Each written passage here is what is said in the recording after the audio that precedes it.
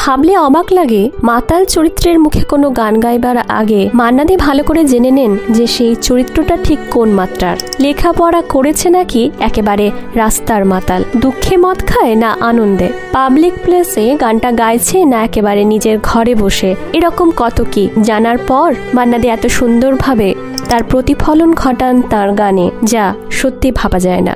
মান্না দে এবং মদন মোহনজির খুবই বন্ধুত্ব ছিল এবং পারস্পরিক শ্রদ্ধার সম্পর্ক ছিল। দিল কি রাহে ছবিতে প্রায় প্রতিটি গানই গেয়েছিলেন মোহাম্মদ রফিজি।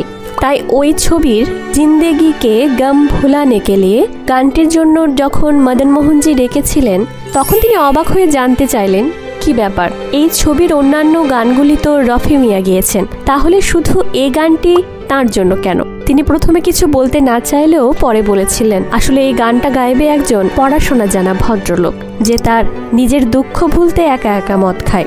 তাই সেই গানটা কখনো অন্য মাতালদের মতো হবে না, খুব মার্জিতভাবে গাইতে হবে সেই গান, এ একমাত্র তুমিই পারবে, তাই তোমাকে ডেকেছি। মোহাম্মদ রফির কথা উঠলেই মান্নাদের গলায় সম্ভ্রমের সুর নেমে আসে। বলেন ওরকম একজন আর্টিস্ট আর কোনোদিনও হবে না। তিনি জানান বড় শান্তশিষ্ট ভালো মানুষ ছিলেন রফিজি, খুব আস্তে আস্তে কথা বলতেন, সব সময়ে হাসি খুশি থাকতেন, দেখা হলেই কুশল জিজ্ঞাসা করতেন, ঘর থেকে গান গাইতে যাওয়া ছাড়া আর বিশেষ বেরোতেন না। রফিজি তো প্রচুর গান গেয়েছেন, তাই প্রতিদিনই সকাল থেকে রাত পর্যন্ত গানের রেকর্ডিং থাকতো। তবে মাঝে মাঝে যখন একটু কাজ কম থাকতো, সুযোগ পেলেই ছাদে উঠে যেতেন ঘুড়ি নিয়ে। মোহাম্মদ রফি আর মান্না দে একটা ছোট পার্কের এদিকে ওদিকে থাকতেন। মোহাম্মদ রফির বাড়ির নাম ছিল মারিয়ট। একজনের বারান্দা থেকে অন্যজনের বারান্দা দেখা যেত, ইশারায় কথাও হতো। মান্না দে যখনই দেখতে পেতেন রফিজি ঘুড়ি নিয়ে উঠেছেন, মান্না দেও চলে যেতেন ছাদে ঘুড়ি লাটাই নিয়ে। মান্নাদের বাবার দেওয়া বিরাট বোম লাটাই ছিল তার কাছে, ইয়া বড় 2তে 3তে ঘুড়ি ওড়াতেন।